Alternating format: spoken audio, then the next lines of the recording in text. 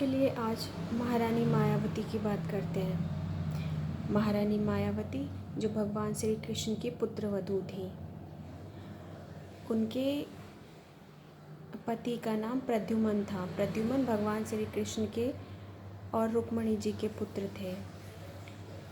विदर्भ देश में एक कुंडिनपुर एक नगर था जिसके राजा थे राजा भीष्मक। उनके एक रुक्मी नाम का पुत्र और रुक्मणी नाम की पुत्री थी। श्री कृष्ण जी रुक्मणी को और रुक्मणी जी श्री कृष्ण जी को पसंद करते थे, लेकिन रुक्मी को ये पसंद नहीं आता था। उसने महारानी रुक्मणी की शादी शिशुपाल के साथ होना तय किया, लेकिन रुक्मणी जी को ये पसंद नहीं था क्योंकि वो तो श्री कृष्ण जी को पसंद करती थी। शादी का सम्मेलन होता है तो श्री कृष्ण जी भी आते हैं बलभद्र के साथ, यदुवंशियों के साथ कुंडिनपुर। वहाँ पर एक दिन रहने पर वो सारा भार बलभद्र और बाकी अपने भाई बंधुओं और यदुवंशी जो होते हैं उन पर सौंप कर रुक्मणी जी का हरण कर लेते हैं। कौन? भगवान श्री कृष्ण हरण कर लेते हैं। तो जब ये बात राजाओं को, वहाँ जो विवाह में सम्मिलित होने जो राजा आए थे उनको पता चलती है, वो क्रोधित होते हैं और भगवान श्री हरि को मारने का प्रयत्न करते हैं। लेकिन वहाँ पर तो बलराम जी भी थे। यदु श्रेष्ठों से जब उनका मुठभेड़ होता है तो वो सब राजाओं को पराजित कर देते हैं। तब रुक्मी प्रतिज्ञा करता है कि मैं श्री कृष्ण को मारे बिना कुंडिनपुर में प्रवेश नहीं करूँगा, और वो उनका पीछा करता है। लेकिन भगवान श्री कृष्ण के सामने वो कहाँ टिक पाता। उसको भगवान श्री कृष्ण जी पृथ्वी पर गिरा देते हैं, उसकी सारी सेना को नष्ट कर देते हैं और मतलब मरता नहीं है, वो परास्त हो जाता है। और फिर उसकी बहन रुक्मणी से वो शादी करते हैं। अब जो उनके महारानी रुक्मणी और भगवान श्री कृष्ण के पुत्र होता है प्रद्युमन, जिसका नाम होता है प्रद्युमन। हालांकि जन्म के छठे ही दिन यह मेरा मारने वाला है, यह सोचकर शंबासुर नाम का एक राक्षस होता है जो प्रद्युमन को चुरा के ले जाता है। छठे ही दिन चुरा के ले जाता है, उनके जन्म के छठे दिन, और समुंदर में फेंक देता है। ऐसा समुंदर जिसमें बहुत सारे मगरमच्छ होते हैं। लेकिन उस बालक, वो तो भगवान श्री कृष्ण जी के पुत्र थे, उनको क्या होना था। तो वो उनको एक मछली ने वो मछली निगल लेती है। उस मछली को मछुआरे पकड़ते हैं और शंबासुर के महल में पहुंचा देते हैं। जब वहाँ, और शंबासुर की महारानी का नाम क्या था? मायावती। मायावती जब उस बच्चे को देखती हैं, जब मछली को काटा जाता है और उसको अंदर से जब वो छोटे से प्रद्युमन निकलते हैं, तो वो तो कामदेव का अंश थे, कामदेव के स्वरूप थे प्रद्युमन। तो वो नारद जी को बुलाती है, कहती है कि भगवान ऐसा है।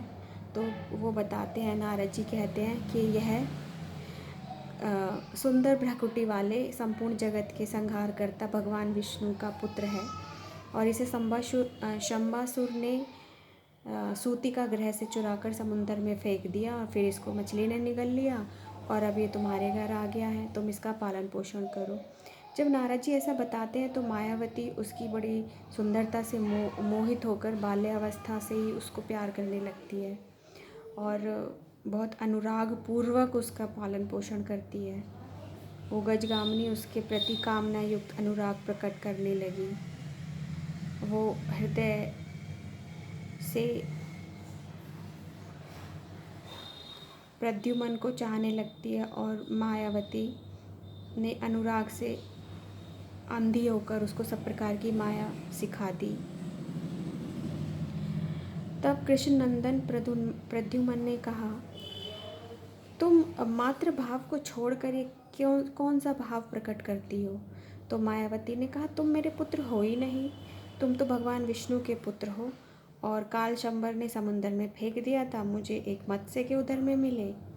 तुम्हारी माता तो कोई और है, मैं तुम्हारी माता नहीं हूँ।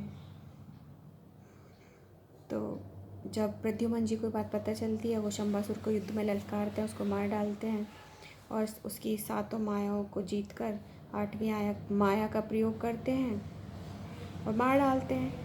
और फिर मायावती को लेकर आकाश मार्ग से पिता के नगर में आ जाते हैं। पिता के नगर में आने पर श्री कृष्ण की सारी रानियां उन्हें देखकर कृष्ण, क्योंकि वो कृष्ण के समान ही सुंदर थे, वो तो कामदेव का अंश थे, तो उनको कृष्ण ही समझती हैं। लेकिन आनंदिता रुक्मणी के आंखों में प्रेम वश आंसू भरा कहने लगी कि अगर मेरा पुत्र प्रद्युम्न होता तो बिल्कुल तुम्हारी उम्र का होता। हे वत्स, तू बता तो तू तेरी जननी कौन है? ऐसा प्रतीत होता है जैसे तू श्री हरि का ही पुत्र है। इतने में वहाँ नारद जी आते हैं और वो बताते हैं रुक्मणी जी को कि अरे माता, ये तो आपका ही पुत्र है और ये शंबासुर को मार कर आ रहा है। फिर वो उसे पूरी कहानी बताते हैं। तो फिर वो कहते हैं ये जो मायावती है शंबासुर की पत्नी नहीं है, इसका भी एक कारण है।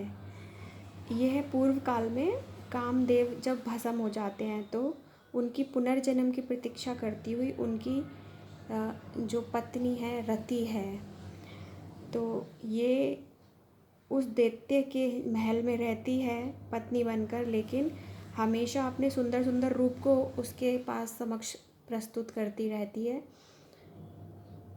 इसका उसमें कोई भी उसे कोई इंटरेस्ट नहीं था ना है, बस उसको अपने सुंदर माया रूप दिखाती रहती है। तो कामदेव ने ही तो तुम्हारे पुत्र के रूप में जन्म लिया है और ये मायावती कामदेव की पत्नी रति है। तो अब ये क्योंकि कामदेव प्रद्युम्न बन के आए हैं और जो रति है वो मायावती। तो आप इसकी शंका मत करो कि ये किसी और की पत्नी है, अब ये आपकी पुत्रवधू है। यह सुनकर रुक्मणी और श्री कृष्ण जी को भी आनंद आता है और इतने सालों से उनका पुत्र वापस लौटा था, तो द्वारिकापुरी के सभी लोगों को बहुत आश्चर्य होता है, खुशी होती है।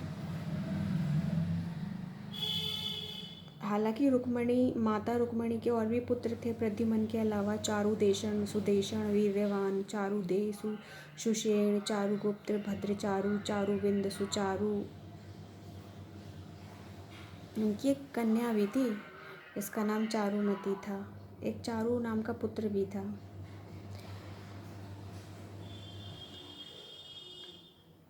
और श्री कृष्ण जी की भी बहुत सारी महारानियाँ थी रुक्मणी के अलावा, जैसे कालंदी, मित्रविंदा, सत्या, रोहिणी, भद्रा, सत्यभामा, लक्ष्मणा। खैर हम आगे फिर अगली स्टोरी अगली बार